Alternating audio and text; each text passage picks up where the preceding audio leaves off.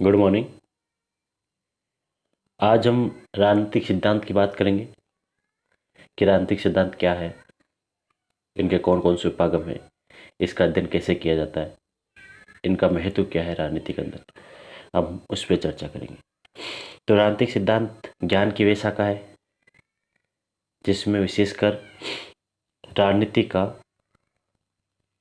या हम कह सकते हैं कि सत्ता पर आधारित राजनीति का क्रमबद्ध और व्यवस्थित अध्ययन किया जाता है। क्रमबद्ध और व्यवस्थित अध्ययन किया जाता है, वो क्या कहलाता है? राजनीतिक सिद्धांत। इसकी मुख्यतः दो शाखाएं हैं, एक राजनीतिक दर्शन, दूसरी राजनीतिक विज्ञान। राजनीतिक दर्शन को हम परंपरावादी दृष्टिकोण भी बोलते हैं या मानकपरक दृष्टिकोण भी बोलते हैं, जबकि राजनीतिक विज्ञान को हम आधुनिक दृष्टिकोण या व्यवहारवादी दृष्टिकोण भी बोलते हैं। राजनीतिक विज्ञान की जो दोनों शाखाएं हैं उसमें हम पहले बात करते हैं परंपरागत दृष्टिकोण की। किसकी बात करते हैं? परंपरागत दृष्टिकोण की। परंपरागत दृष्टिकोण की मुख्य विशेषताएं क्या क्या है? ये समष्टिवादी है। कैसी है? समष्टिवादी विचारधारा को बल देती है, यानी कि बड़ी इकाइयों का अध्ययन करती है। बड़ी इकाइयों से ये छोटी इकाइयों पे आते हैं कि सबसे पहले राज्य का अध्ययन करेंगे, राज्य के अंदर रहने वाले व्यक्तियों का बाद में अध्ययन करेंगे।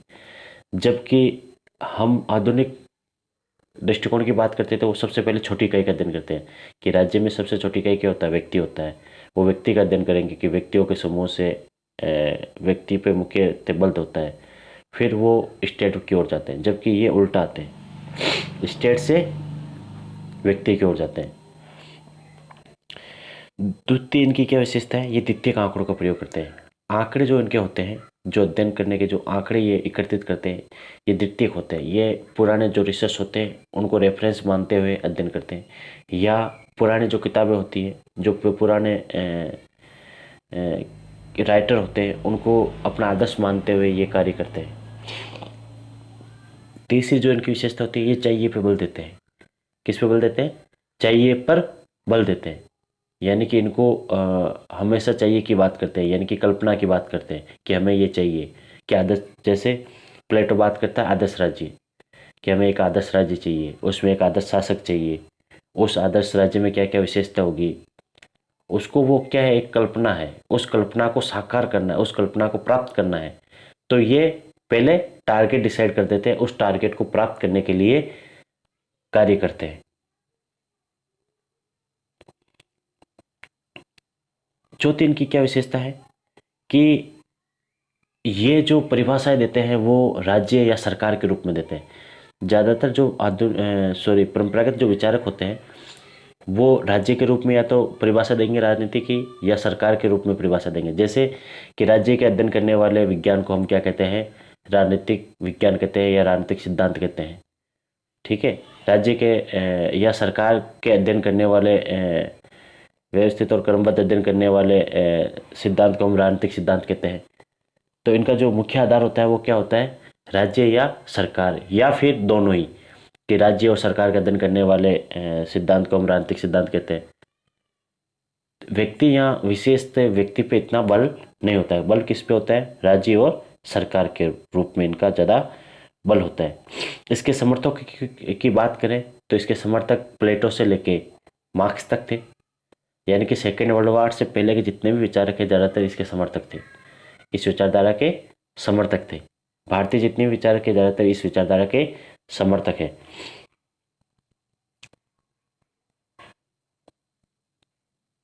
और क्या विशेषता है इनकी? ये मानक पर बल देते हैं, न्याय, समानता, इनके जो अध्ययन करने के जो ये आधार मानते हैं। ये न्याय पे बात करेंगे, समानता पे बात करेंगे, यानी कि मूल्य है, उन मूल्यों को प्राप्त करने के लिए बात करेंगे कि हमें राज्य में क्या करना चाहिए? न्याय की स्थापना करनी चाहिए। हमें राज्य में क्या करनी चाहिए? समानता की स्थापना करनी चाहिए। यानी कि आप जिसको माप नहीं सकते हैं उसका अध्ययन करने की बात करते हैं कि जैसे न्याय न्याय हर परिस्थिति में अलग अलग होता है। एक व्यक्ति विशेष के लिए न्याय की अलग परिभाषा होगी, दूसरे व्यक्ति के लिए उसकी अलग परिभाषा होगी। समानता एक व्यक्ति के लिए अलग होगी, दूसरे व्यक्ति के लिए अलग होगी। तो ये ऐसे मानक डिसाइड करते हैं जिसको आप माप नहीं सकते, यानी कि मूल्यों पे ज़्यादा इनका बल होता है। जबकि जो आधुनिक है, जो अनुभवमूलक है, या जो राजनीतिक विज्ञान है, या जो व्यवहारवादी उपागम है, इनका मुख्य बल होता है तथ्यों पे। किस पे होता है? तथ्यों पे। ये सीधा फैक्ट की बात करते हैं कि जिसको मापा जा सके, उसी का अध्ययन करने की बात करते हैं। क्योंकि इनका जो मुख्य आधार होता है कि राजनीति को क्या बनाना है, विज्ञान बनाना है। विज्ञान के अंदर क्या होता है कि किसी भी पूर्व धारणा को, जो आपने सिद्धांत का निर्माण किया है, उसके द्वारा आप भविष्यवाणी कर सके। भविष्यवाणी किससे कर सकते हो? आप तथ्यों से ही कर सकते हो, जिसका आप निष्कर्ष निकाल के भविष्यवाणी कर सकते हो कि अगले 20 वर्ष में राजनीति में ये होने वाला है। तो वो किससे कर सकते हो? आप तथ्यों के आधार पे।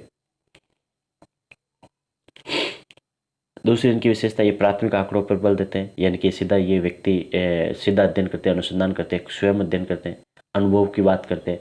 ये एक स्वयं फील्ड में जाते हैं, अपने अनुभव के आधार पर बात करते हैं कि समाज में क्या परिवर्तन आने वाला है और कैसे परिवर्तन होगा। तो इनका जो अध्ययन का जो आंकड़े होते हैं, वो कैसे आंकड़े होते हैं? प्राथमिक आंकड़े होते हैं। अध्ययन जो ये करते हैं, विशेषतः जो इनका अध्ययन होता है वो व्यष्टिवादी होता है, यानी कि छोटी इकाई की बात करते हैं। जैसे व्यक्ति का अध्ययन करेंगे, व्यक्तियों से ये राज्य की ओर जाते हैं। जैसे वो समष्टिवादी थे, ये व्यष्टिवादी है। जो परंपरावादी थे वो कौन थे? समष्टिवादी, कि बड़ी इकाई से छोटी इकाई की ओर आ रहे हैं। जबकि ये कैसे?